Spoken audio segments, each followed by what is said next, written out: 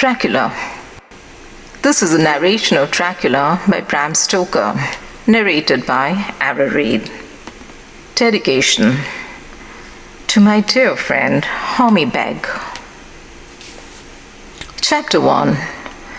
Jonathan Harker's journal, kept in shorthand. 3rd May, Bistreets. Left Munich at 8:35 p.m. on 1st May, arriving at Vienna early next morning. Should have arrived at 6:46, but train was an hour late. Budapest seems a wonderful place from the glimpse which I got of it from the train and the little I could walk through the streets. I feared to go very far from the station, as we had arrived late and would start as near the correct time as possible. The impression I had was that we were leaving the west and entering the east, the most western of splendid bridges over the Danube, which is here of noble width and depth, took us among the traditions of Turkish rule. We left in pretty good time and came after nightfall to Klausenberg. Here I stopped for the night at the Hotel Royal. I had for dinner, or rather supper, a chicken done up some way with red pepper, which was very good, but thirsty. Mem, get recipe for Mina. I asked the waiter, and he said it was called paprika Händel, and that, as it was a national dish, I should be able to get it anywhere along the Carpathians. I found my smattering of German very useful here. Indeed, I don't know how I should be able to get on without it.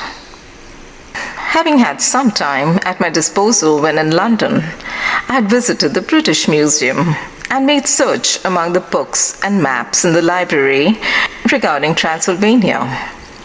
It had struck me that some foreknowledge of the country could hardly fail to have some importance in dealing with the nobleman of that country. I find that the district he named is in the extreme east of the country, just on the borders of 3 states, Transylvania, Moldavia, and Bukovina, in the midst of the Carpathian Mountains, one of the wildest and least known portions of Europe. I was not able to light on any map or work giving the exact location of the castle Dracula, as there are no maps of this country as yet to compare with our own Ordnance Survey maps. But I found that Bistreets, the post town named by Count Dracula, is a fairly well-known place. I shall enter here some of my notes, as they may refresh my memory when I talk over my travels with Mina.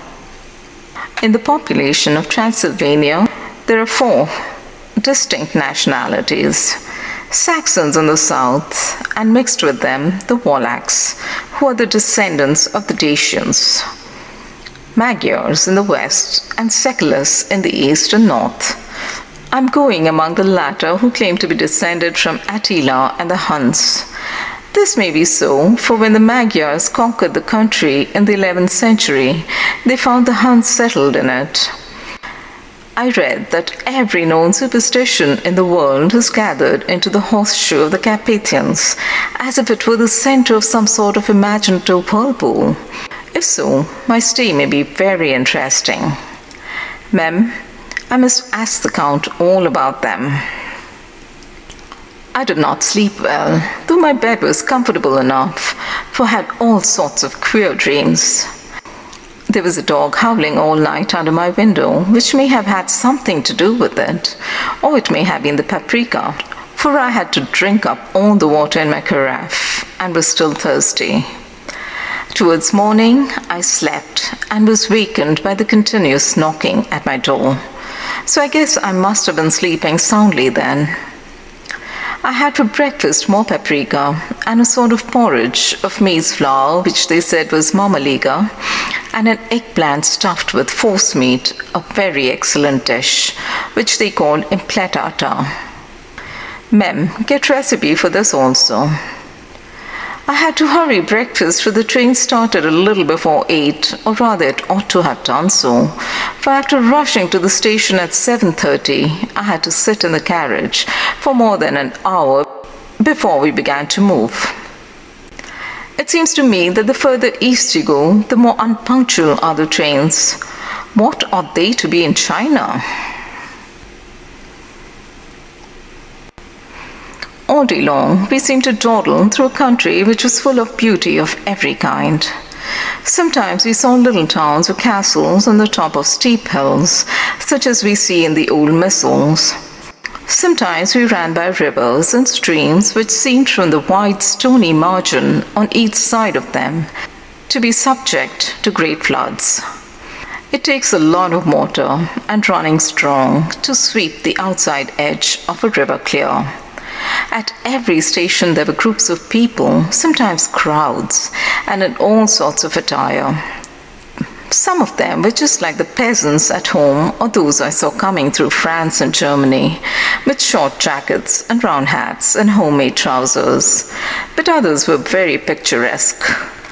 The women looked pretty, except when you got near them, but they were very clumsy about the waist. They had all full white sleeves of some kind or other, and most of them had big belts with a lot of strips of something fluttering from them, like the dresses in a ballet. But of course, there were petticoats under them. The strangest figures we saw were the Slovaks, who were more barbarian than the rest, with their big cowboy hats, great baggy dirty white trousers, white linen shirts, and enormous heavy leather boots, nearly a foot wide, all studded over with brass nails. They wore high boots with their trousers tucked into them, and had long black hair and heavy black mustaches. They are very picturesque, but do not look prepossessing. On the stage, they would be set down at once as some old Oriental band of brigands. They are, however, I'm told, very harmless and rather wanting in natural self-assertion. It was on the dark side of twilight when we got to Bistritz, which is a very interesting old place. Being practically on the frontier, for the Borgo Pass leads from it into Bukovina, it has had a very stormy existence, and it certainly shows marks of it. 50 years ago, a series of great fires took place, which made terrible havoc on 5 separate occasions. At the very beginning of the 17th century, it underwent a siege of 3 weeks and lost 13,000 people, the casualties of war proper being assisted by famine and disease. Count Dracula had directed me to go to the Golden Krone Hotel, which I found, to my great delight, to be thoroughly old-fashioned, for of course I wanted to see all I could of the ways of the country. I was evidently expected, for when I got near the door, I faced a cheery-looking elderly woman in the usual peasant dress, white undergarment with long double apron, front and back, of colored stuff fitting almost too tight for modesty. When I came close, she bowed and said, "The Herr Englishman?" "Yes," I said. "Jonathan Harker." She smiled and gave some message to an elderly white man in white shirt sleeves who had followed her to the door. He went, but immediately returned with the letter. "My friend, welcome to the Carpathians. I'm anxiously expecting you.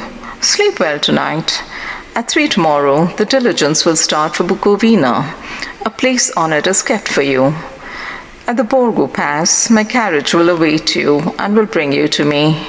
I trust that your journey from London has been a happy one, and that you will enjoy your stay in my beautiful land. Your friend, Dracula." 4th May. I found that my landlord had got a letter from the Count directing him to secure the best place on the coach for me.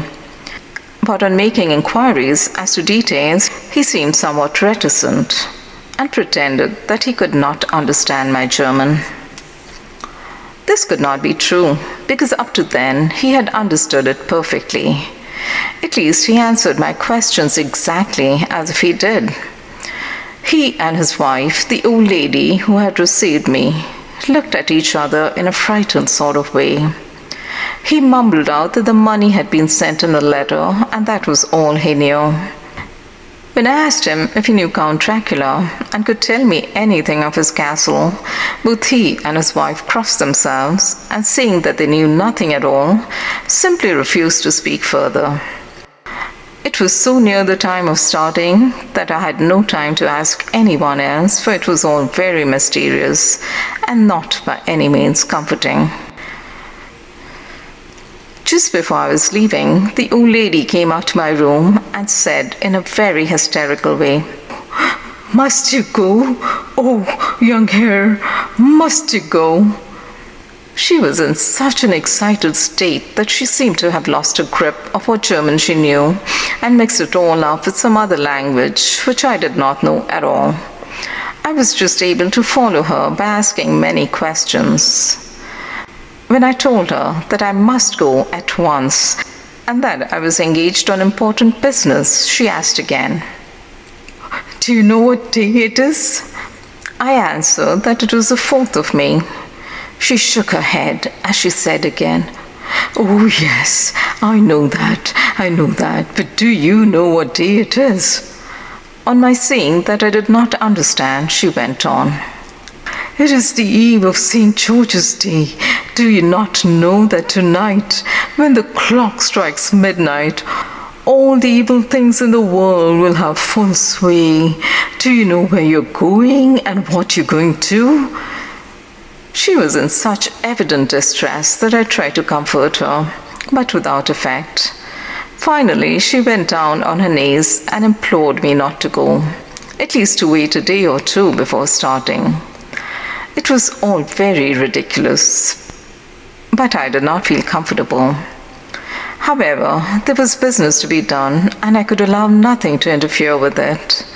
I therefore tried to raise her up and said as gravely as I could that I thanked her, but my duty was imperative and that I must go. She then rose and dried her eyes, and taking a crucifix from her neck, offered it to me. I did not know what to do, for as an English churchman, I've been taught to regard such things as in some measure idolatrous, and yet it seemed so ungracious to refuse an old lady meaning so well and in such a state of mind. She saw, I suppose, the doubt in my face, for she put the rosary around my neck and said, "For your mother's sake," and went out of the room. I'm writing up this part of the diary whilst I'm waiting for the coach, which is of course late, and the crucifix is still around my neck. Whether it is the old lady's fear, or the many ghostly traditions of this place, or the crucifix itself, I do not know, but I am not feeling nearly as easy in my mind as usual. If this book should ever reach me now before I do, let it bring my goodbye. Here comes the coach. 5th May, the castle.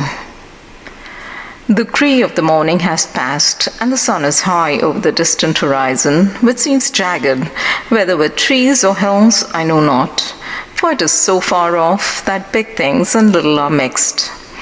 I'm not sleepy, and as I'm not to be called till I awake, naturally I write till sleep comes.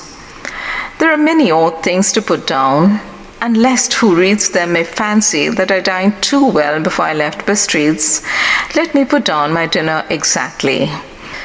I dined on what they call the robber steak, bits of bacon, onion and beef, seasoned with red pepper, strung on sticks and roasted over the fire, in the simple style of the London cat's meat. The wine was golden mediash, which produces a queer sting on the tongue, which is however not disagreeable. I had only a couple of glasses of this, and nothing else. When I got on the coach, the driver had not taken his seat, and I saw him talking with the landlady.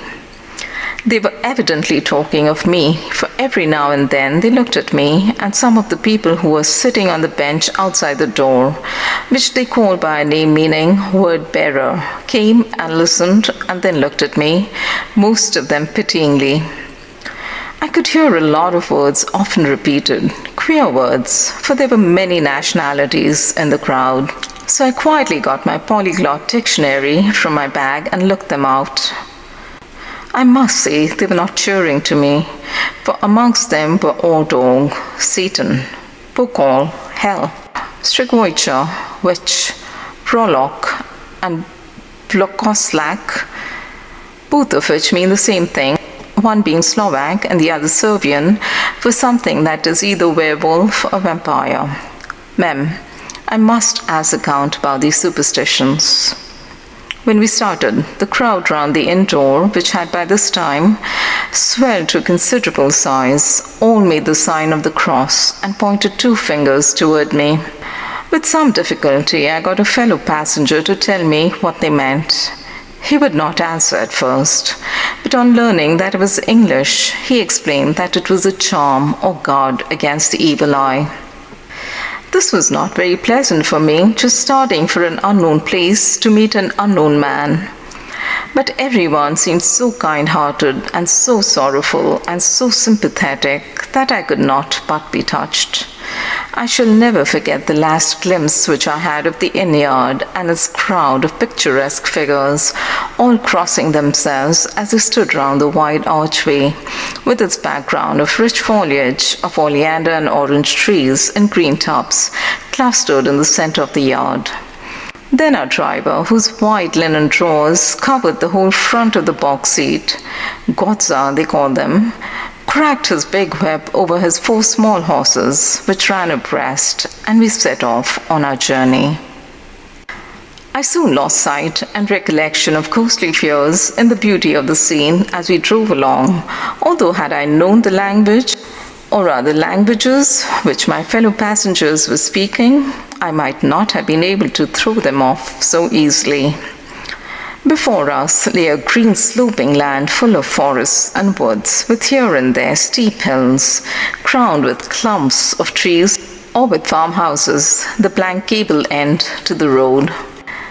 There were everywhere a bewildering mass of fruit blossoms, apple, plum, pear, cherry, and as we drove by, I could see the green grass under the trees spangled with the fallen petals.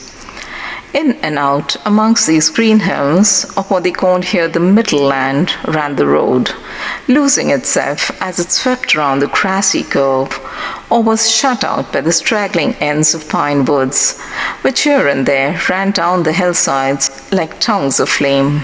The road was rugged, but still we seemed to fly over it with a feverish haste.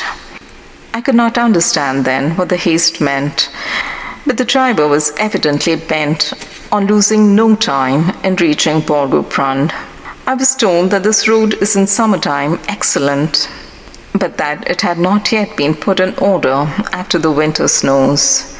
In this respect, it is different from the general run of roads in the Carpathians, for it is an old tradition that they are not to be kept in too good order. Of old, the hospodars would not repair them lest the Turks should think that they were preparing to bring in foreign troops, and so hasten the war, which was already really at loading point. Beyond the green swelling hills of the middle land rose mighty slopes of forest up to the lofty steeps of the Carpathians themselves.